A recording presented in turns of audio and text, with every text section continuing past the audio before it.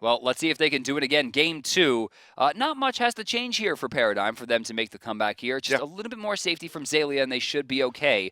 But with the way the Dignitas earned their first stripe here against the Crown, I think that win or loss, they're going to be very happy with this exchange. Without a doubt. I'm even fine if we see the Chuck again from Paradigm. It just, as long as they're a little bit more aware of the early game potential from the other team. And it's going to be Guan Yu again, taken away by Team Dignitas. Paradigm taking away Bacchus. Yeah, and this is the third time that Suntouch has had this god banned against him specifically. And you know what? In like 4 games. When that kind of stuff happens, it sucks to lose your favorite god, but you go, dude, that's a mids here, and they just banned it. How you feeling, boys? Yeah. Right? Suntouch and Divios go have beers after the match and say, hey, they banned Rat. Yo, they banned Bacchus. QvoFred's like, I lost, but yo, Cabrakan too. Exactly. It's a big, powerful tool to be able to bring these characters up and up and up. And you know what? At some point, maybe they just turn into Najas. And we'll get a Chronos. This will be a flex pick for both Lawbster and, of course, Funball. Likely to go to Funball. Yeah, Funball has been, before Chronos was considered the Hunter character, it was just Hunters and maybe Freya. Yeah. Funball was playing the Chronos in that long lane. And he played the Freya. Yeah, yep. And he has always been very, very good at these mage in the hunter roles in Dignitas. Well, so is Rens. Speaking of hunters, we have Soul and Neith picked up again. Likely, we're going to see the run back. Why not? Yes, but knowing Dignitas, I think they might switch just because. Just because it's funny? Yeah. I would put like 5 real actual dollars on the fact that they switch. I think it's a reality. All right. Odin. Against these two. That's curious. Neith backflips out of this for free. Maybe this is a Wheelish. I would like to see a Wheelish picked here. That way the combo works. Sure. It's going to be Hou Yi. Okay. Odin is showing the hand a little bit. I expect a healer out of Paradigm. Yeah. I expect it. Maybe that'll help the Ra. Yeah, I think we see a Ra. Maybe, it's Xaliea. I'm not going to take Chang'e off the table. I think that there are some healers. Next week. Next week, yeah. She's not ready this week. Next week. As a little bit of a preview, if you guys didn't look at the patch notes, Chang'e gets some base scaling or some base damage increase. She gets 15 damage on the heal and 10 healing on the heal as well per level, as well as a massive buff to Soulstone, which is her best item. I think it'll help her become the battle mage she's supposed to be. Yes. And then judging off the game that we're playing right now, Sobek will be selected for Team Dignitas. I think they also got the memo, hey, they might pick a healer. If they don't, Sobek's not useless, but... And remember, last game, ShadowNightmare did build a Brawler's Beat Stick to ensure healing reduction. Yep. Sobek was able to augment that with his 50% reduction of sickening as well. Paradigm says Dark no-no. Bans out the Apollo. Too much for them last game. Apollo didn't single-handedly win that, but between the lane dominance early on to completely neuter Paradigm's game plan, the split push at the mid to the end, the ability to take out the objectives, TheDarkDodo on that Apollo was a huge part and didn't even need the throwing dagger. Thor going to be locked in here. And, I wouldn't really put this past Dignitas to continue this rush down. It's a very similar comp. Yep. Sobek can initiate almost as well as Bacchus can. Thor, of course, Neith and Soul was the run back. Nasha going to be locked in here, so it looks like it's going to be Odin support knowing Paradigm. No. The Ra. There it is. Okay. Knew the Ra was coming because of the Odin. So, Xaliea? Xaliea Ra? Xaliea Ra, Xaliea Chronos, Xaliea Hou Yi? I think we see... Funball is likely the Hou Yi player. Xaliea Hou Yi? Oh my god. Xaliea Paradigm. Xaliea Ra. Xaliea... Loki! Yes, dude! 0 picks, 0 bans. Has not been played yet. 0 fans. No, I'm a fan. Yes, you are. Yes, dude. Yes, okay, why do you like Apollo and not Loki? It's the same thing. But Apollo doesn't kill me before I can do anything. Yes, he does. No, he doesn't. You get to react. Loki just smokes you. Stay mad. You got to cross it. I'm not one of the haters, to be honest with you. That was a really good transition into the game. I love these guys. Loki's just like, what's up, boys? Yo. Just with his chest popped out, his hands behind his back. That's the look when you see somebody that you've beaten 20 times and you're like, what up, girl? You want to go? You want to play? And it's going to be Transcendence to start as well. And you were right. No, you weren't. ShadowNightmare is our mid laner, and Nick's going to change that in just a second. Yeah, Rens. Just trying to help me out. He's just trying to help me out. That's all that is. But on the side of Paradigm is really the craziness. Xaliea is playing Ra. Lawbster's playing Chronos in the mid, and then Funballer is going to make his way into the long lane with Hou Yi. Early game, Ra actually does have a pretty massive advantage over DarkDodo's Loki, considering that there's no real way for Loki to kill the wave. Yeah. And they're going to... Oh, they're going to... Who's going for this? What's happening here? And he's going to pull them over. I love that play. Who got those? Check the charts. 1 for 1. No. Ooh, they both go the way of Paradigm. I definitely saw... Oh, wait, no. Look at the experience. DarkDodo got some of that. Like, no, the actual experience bar on Loki. Oh, I see. Yeah, 1 for 1. Ra got to fry one of them. You saw the different animation when Ra kills. So they do split it down the middle, 1 for 1. DarkDodo now heading to lane. Level 1 still. So, again, there's no way for DarkDodo to do this lane early game because Xaliea, once he hits level 2, as you see, will just heal his creeps through this, and DarkDodo will sit under his tower for a month. But once DarkDodo gets to level 9, it's just like Proxy City. Yeah, he can just proxy, and he can jump on Xaliea. At what point, I mean, Ra is not quite Habwa. At what point does Loki start to realistically think about killing this Ra? Depending on the build, and I'm very surprised to see boots come out for Xaliea as opposed to the helmet. Yeah. But I would probably say level 7. Level 7. It's going to take a lot, though. Yeah, because as you said, Ra has always been the premier pusher. Even when Isis in the game, he just winds up being the guy that pushes lanes. Not always selected. Obnoxious. Yeah. He's obnoxious. I like Loki in his current state because he's not good enough to be in every game. In fact, he's barely good enough to be played at all. But you could pick him as a flavor pick and really mess with people, and I like that. Exactly. And there are a number of ways that good teamwork really stops Loki from doing what he does. A lot of the problems that people have with Loki is his ability to like split push in the mid-level as far as overall skill is concerned. But as a team, you're able to mitigate that a little bit more at the high level. Trixtank here looking into the jungle for a possible invade, but a little bit too quick are ShadowNightmare and FrostiaK because they're able to pick up that backhand pretty cleanly. Jokes aside, I legitimately thought we were going to see a support Naja. Oh my god. Suntouch gets aggressed on very hard. That would have been a level 3 bird bomb. You know, level 4 doesn't really count. So yeah, still a lot of damage. Oh yeah, it's about 300 damage. That would have brought Suntouch down to killable level. Yeah. Oh, certainly. Speaking of killable, right side, FrostiaK. Can we actually hover on Thor here for just a second? He is not level 5 off that boar. I was expecting him to get level 5 and then go immediately for the kill on Xaliea, but not the case. If there was 2 boars, we would have seen a level 5 Thor. Xaliea, yeah, that's true. More boars for the Thor. Xaliea, a small gold advantage, which is to be expected. We're looking at net total. If you're looking at the bottom on there, you're looking for Loki 2,900 gold to finish up that Transcendence. And once he has it, it's going to be much harder to deal with. Yeah, that's where a lot of his power will come from. And, you know, I think we're going to expect to see the old Denial Loki here. The split push central character. That's really his job. I mean, think about what Dodo did last game. Yep.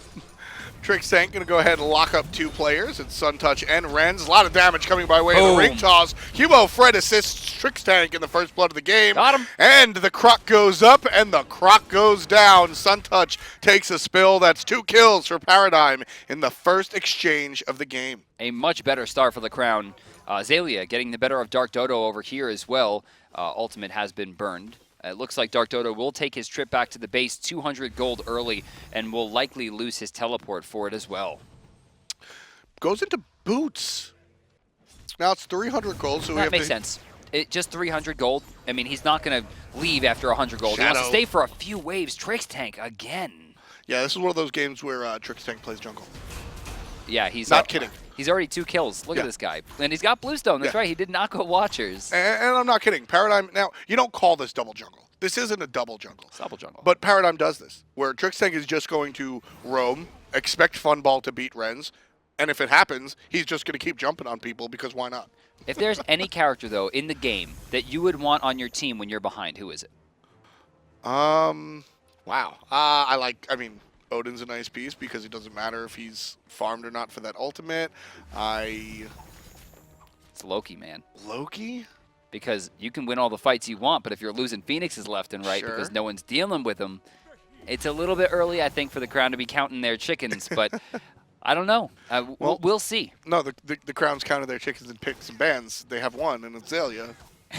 He's on Ra. That's the laser chicken. Just one chicken. It's just a single chicken. I mean, actually, well, Hou Yi. It's close. On her is more of a chicken man than Hou Yi. That's rude. When I started playing Smite, when you don't know the characters yet. Are you going to say you thought he was a all right, let's talk about this instead, because I don't like where that's going. Nah, this is the big one. I like that ultimate codeout from Xaliea. Perfect timing to immune the stun from not just the Neith, but also the Loki. That's a Xaliea play. And he did burn his purification earlier on to get away, but that was 3 ultimates used and nothing gained. Suntouch in some trouble here. We've seen this strategy time and time again. Lock the croc. Sobek has so many problems oh my God, against Funball. Odin. And then Funball, like he's playing at a wanted, hits the shot from around the corner. And Love ShadowNightmare gets stunned out there. It looks like no Gold Fury.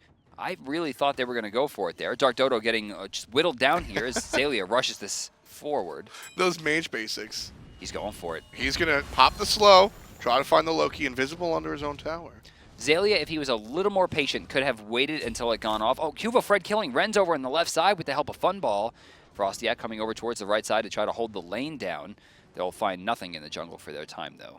We've seen this so many times against not just Dignitas, other teams as well, where the entire goal of Odin is to just make sure Sobek is dead in the cage. Every time. And you send the support back, you send the hunter back. Even though support comes here, no way anybody can deal with this Gold Fury. 6 minutes on the clock and a single Gold Fury. Paradigm quickly extend their lead to 3,400. I think the Dignitas comms are probably changed to, well, we got one. Yep. Because so far, not so good as a pretty massive advantage. 3,400 gold at just 6 minutes, 30 seconds into the game. QvoFred coming over. Trouble here for Suntouch. He's locked in. And they're going to try to not even burn a few ultimates here. And they'll get it. I have seen this episode. This is a rerun. Suntouch, his 3rd showing of that particular episode. 3 deaths this early. And like I said, I mean, it's... You can talk about positioning all day till you're blue in the face. But at the end of the day, Odin jumps on you and drops the cage. I mean, you're dead. Yeah, what do? I mean, you're level 7. You don't even have your first offensive item. You don't even have boots online. What you doing there, Lob? And, you know, to Suntouch's credit. Did you see that was Loki? Yep. That's what Loki does. He hides behind a wall, waits for someone to walk by, and then kills the board, and then runs away invisible. That's hilarious. See, that's why I like Loki. Please don't put it in my games, though, because it's the worst to deal with. See, I mean, that's the beauty of being a commentator. You can sit here and all of that annoying Bastet split push and Loki cheekery. I'm going to go with that word. That's a good word. Loki cheekery. It's not a word, but it was great. It's a new word. That's the stuff that I like to root for. I like to see it. It's fun. It's exciting. It's all about the mind games in the solo lane, and Loki just pushes that to the nth degree. And he's going to back to the base here. Does he have enough for boots? He does. So another 40 damage that he's just gained. In fact, if we take a look at Loki, we'll be able to see that power has spiked pretty dramatically. Yeah. Let's see, 75? That doesn't seem correct. It's a decent amount of power. He's got Transcendence with about 16 stacks on it. But 75? That doesn't seem correct. Why not? Boots are a decent amount. Boots are 40. Transcendence is, the 35. So that's 75. So is he not getting the passive bonus? He doesn't have much mana, I guess. Starting low. How very curious. I mean, 3% of, I don't know. We'll have to take a look at that one after the game. 6-1 read the kills as we approach our 10-minute mark. Trixtank still sticking to his secondary jungler role. QvoFred. What you looking for, Freddy? Good guess. I like it. Good guess. I like it. Just going for it. And did you notice the way that he put it? He actually ran the front line of the tower to ensure that in case he took that path, it covered the most area. That was a very smart throw by QvoFred, and while he didn't get it, I credit him with a win there because I really like the way he played it. Exactly. Much different story when you're shooting in the dark versus shooting with your eyes squinted, right? He had a shot at that. He intelligently made the guess, but couldn't pull it off. All right, left side. Trixtank cleaning up a ward. Funball, go ahead and back. What is he picking up? Oh, he's going to go. Iqval? Yeah, Iqval. There it is. No. What is it? Odibo. Odibo. Right, Garfield. That's what it was. Yep, Odibo. See, Odie's not even in my Garfield. Really? Garfield's not even in my Garfield. No, Garfield without Garfield is a great look at existentialism on the internet. But you got to have Odie. Odie's not a part of it. You're ridiculous. I don't believe in you. Ping's coming out as Loki has just pestered the minds of Paradigm. He is throwing them for a loop, and he hasn't done anything yet. I'm telling you, man, it's going to get to a point where they're going to start team fighting, and they're going to do the Paradigm thing. And think about what happened last time. DarkDodo took a Phoenix while they won the 4v5. This is not a very different god. For all intents and purposes, Loki and Apollo do basically the same thing. Lock the croc. Suntouch takes a whole bunch of damage, walks right into Trixtank's jump. No follow-up from Qvo. Curiously, just throws the ring, doesn't want to go up to the air. That would have been a kill, but what would have happened to him after the fact is really what he asks. Not to mention, I mean, Sobek's, what, 0-3? Yeah. He's not worth any gold. My man respawns in 4 seconds. Pretty much. And you know, like we said, to Suntouch's credit, he started with the shell, changed out of boots into going defensive, and he's still getting smoked. Tough stuff when you're playing against Odin as Sobek. Oh, 369 already. Lawbster with that Doom Orb sending a pretty fair shot to ShadowNightmare, just kind of telling him, hey, this is how much I do, and I'm ready to fight. You want to talk about sending a message, Brandon. Funball jumps up, turns around, looks right back at Rens, then goes aggressive. Unfortunately for him, FrostiaK and Suntouch show message up. Received. Yeah. Yeah. Rens goes, okay, you can tell me that. I've seen this one. Yeah. It's a good one. This time it's defensive. It's still Sobek locked. Backline being found by the Najah. Lawbster's able to absolutely destroy Suntouch in what looked like a better scenario than mid when they were unable to find the kill.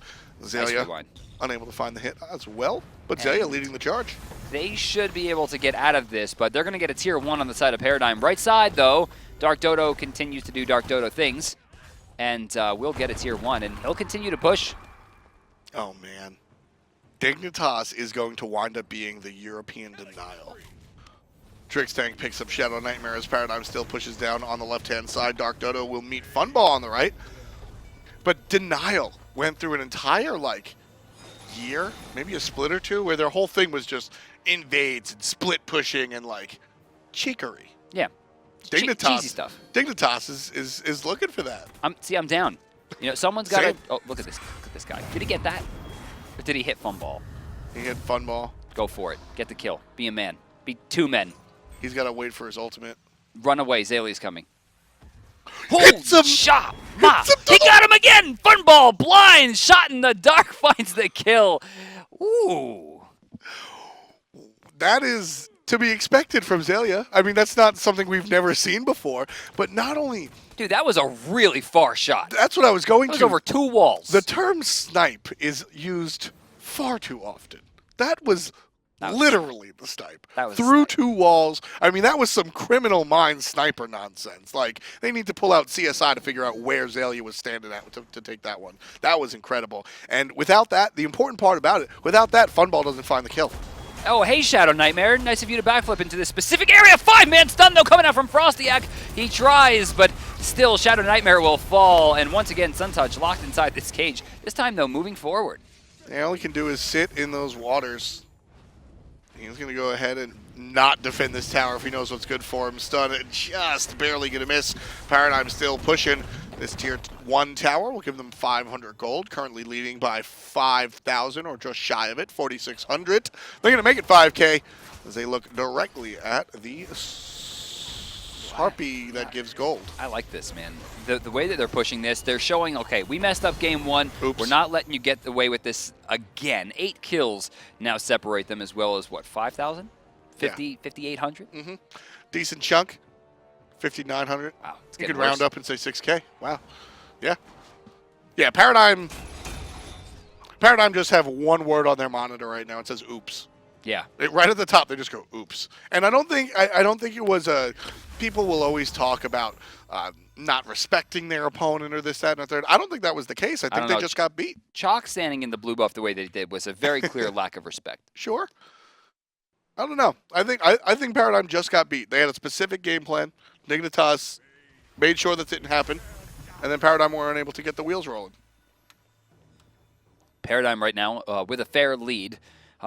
Normally at this stage, 6K is when you start the group up phase, you start pushing down objectives, going for tier 2s, forcing them into bad fights. But how do you do that with Loki? How do you separate I mean, do you go for the 4v4? Do you try to push for the advantage and hope Loki doesn't run through your whole base? Like, what's the goal? I mean, really here, you got to be comfortable fighting that 4v4, and more importantly, you have to find a character that can really deal with the Loki. Honestly, I'm looking directly at Lawbster or QvoFred. Both these characters are going to get instantly deleted by the Loki, but everybody else, Xaliea, Trixtank, and Funballer, are a little bit too valuable to the team fight to take them away. Tier 1 remains to stand. Sprint getting popped. They're going to try to deal with this counter push as it looks like this Tier 1 is going to fall. A 1v1 happening over in the left lane as well, but Funball taking the worst of that one as TheDarkDodo pushes him away. Trixtank revealing that he doesn't play on instant cast. Basic slowing him down just a little bit. Trouble.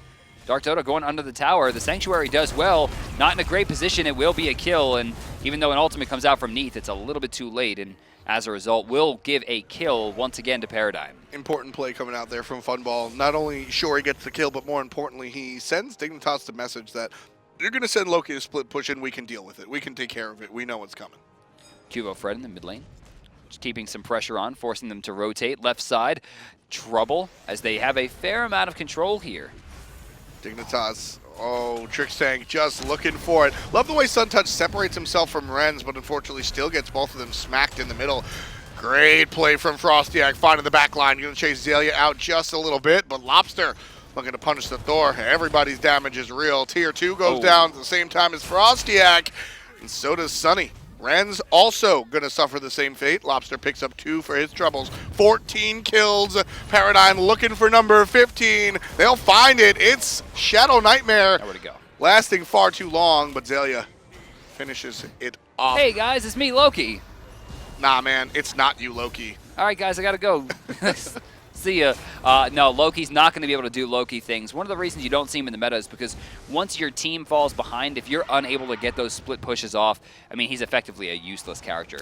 At this point, there's really nothing TheDarkDodo can do to shut this down. He's not a frontliner. Nope. He can't pick anybody off. Nope. He's just in trouble. So, I mean, Loki is the perfect example of the differences between your solo queue or duo queue, whatever the hell you're doing, versus full-on team play. Loki is an individual character in every way, shape, and form. All of his abilities target a single individual. He just doesn't have any teamfight presence whatsoever. So when you're at this high level and you're playing as a unit, that's the difference between these teams and some lesser teams. The ability to play as one single unit. I mean, Loki just stands out as an outlier. Yeah, most definitely. Although I would like to see him in the hands of Adapting. Sure. I mean, Adapting, I think, is the only player right now that truly plays the assassin role. I agree. And while I don't love him in the jungle, I mean, watching him pick targets would be very interesting to me. Even still, what do you do late game when people are like, okay, nice Loki, I bought Nimian and Urchin, go home.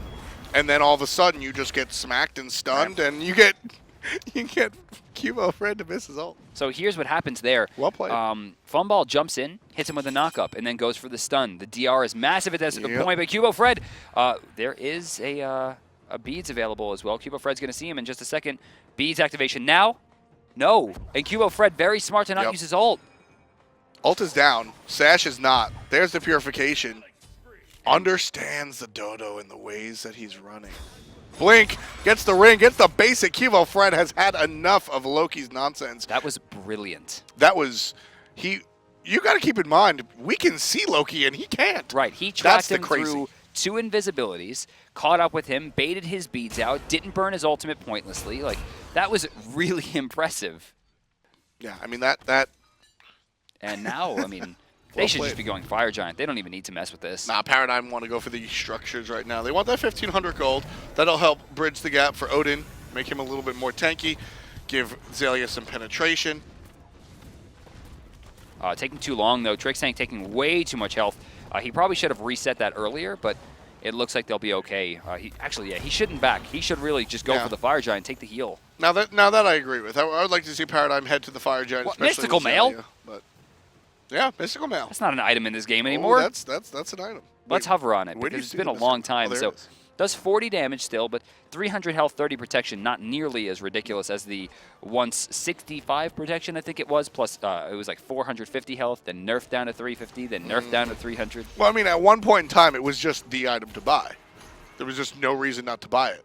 It was a big part of characters' presence in the solo lane. I loved it. Pressing W will now deal damage. If Come on, that was way more fun. Just like killing people. It's the best. Another dive in. DarkDodo in the same situation. This time, Funballer going to find a 10% chance to crit and put it right into the back. The surrender vote gets activated. I'd probably see this go through. Yeah, that one was a little bit rough, and yeah, I don't think there's any coming back from that one. I've got no problem with that surrender. I think that's, I think that's an honorable surrender. We got one. You beat us. Okay. I like that. And hey, maybe they are going to sneak into third place. The first time they kicked the door down. The second time they were on the receiving end. Yeah, it's like, all right. I think what they noticed was that their game plan just didn't work. They were like, okay, Loki, it's now 4v5. Dodo, you tried, so. Let's take a look at the beginning of the game, how it started off for Paradigm with Trixtank finding that bird bomb. Just lock the croc. Always the strategy with Sobek versus Odin. Always going to look for that Sobek, and Trixtank winds up here, and they actually get two. Look at this. For their trouble. And they don't even need, just in case, but QvoFred got the kill. You want to watch another bird bomb? Of course. All right, let's do it. Yeah, look at that one. Poor ShadowNightmare, just nowhere to go. Nowhere at all. Boom. Trixtank able to find so much early game damage. Hey, you want to watch another bird bomb? I guess so. Okay. Make it quick, though. All right. Boom. All right, you know what? I'm okay with that one. Just like that. Odin just serving it up. Big part of it as well was Naja, the 1-2 punch component of the jungle Odin combination was too much. And as always, turn it up. It's QvoFred. Immediately bringing iRens into the air. No immunity here. A little bit too late on the draw. Lands and immediately killed. Yeah, just he's looking handsome and wealthy here. Surrounding one more time. Suntouch not going to be able to handle it. It's just all about the way he carries himself. And once again over here, DarkDodo is pretty much going to get away. Oh, his ult was already burned. Yeah, but that's what makes it even more exciting, because you expect that ultimate use to catch up to the opponent, right? Here, this is okay. All right, you expect him to run towards where his tower used to be. Not a surprise there. It's the second invisibility that really impresses me here, Brandon. He's going to miss the ring, but right here gets another one. Now, he runs one way. He's like, there's no way he ran that way. That was a bait. I'm going to follow him. He's going to go to his tower. He hears the pop. And even that was risky, because after the blink, he should have just thrown the ring at the creeps. But he's like, I'm not missing again. Yeah, no, not at all. Just doesn't miss. Paradigm and Dignitas go ahead and split down the middle. That's going to change standings absolutely not at all. 5-3 for Paradigm, 4-2 for Dignitas. Both teams looking healthy. And a big part of that is the fact that leftovers were pretty high up there, but they've already played 8 games. Dignitas has more wins in less games. Not locking them just yet, but that's going to do it for Saturday from the SPL. You'll see tomorrow Envious with a doubleheader against the Clowns and Team Allegiance, but that doesn't mean we're done today. No, we do have the SCL qualifiers coming up just in a little bit. Europe takes the best of their console and tries to figure out who will fight in what will be the SCL in the fall split. But as far as that doubleheader that you were talking about with respects to Envy, a lot of players have asked me on Twitter or whatnot, why are Envy playing twice? This is something that we think is interesting, and all teams are going to wind up doing it. Fnatic actually has the doubleheader next week. Nice. How do you think that crunch of playing 4 games in a row is going to affect these teams? For Envy, not really that much. Omega's a grinder. Cyclone's a grinder. MLC, I think, should be okay. On a former world champion team, obviously, he grinds a lot. I'm looking at Mask here, who plays a fair amount of ranked, but I don't think has ever been a competitive setting where he's had to play 4 games in a row. So I'm a little worried from the jungle perspective, but they have the 2 lowest seeded teams right now with Team Allegiance and the Clowns. So if you have to do a double header, this is probably the best way to do it. Exactly. I think that Envy, they should do pretty well. I'm looking towards next week for Fnatic. I think that a double header actually works fantastically for a team in Fnatic's shoes. They've had these issues with Jiffy and Big Man Tings because they're a little bit newer. And by playing 4 games in a row, we see what happens when Jiffy gets warmed up. We've seen how he performed better in game 2 than 1. But that is tomorrow. Today is the SCL. We're going to take a look at the Xbox bracket here, which is going to be coming up in just a second. I imagine Barrage working their way through the bracket, no? Yeah, Barrage has done very well in the past, and they get beat out this time around. Cleanup Crew is going to go head-to-head against Team Rival. Team Rival has been extravagant to watch. So I have loved watching their performance. 4th seed going to take out the 1st and go up against the 2nd seed in the finals. That'll be coming up in just a little bit, guys. We're going to take take a quick break before we get there. And will it be you? Yes, I will be commentating, and it apparently isn't Brandon. We'll see who joins me. Stay tuned for the answer for that question next on the SEL qualifiers here at Hi-Res TV.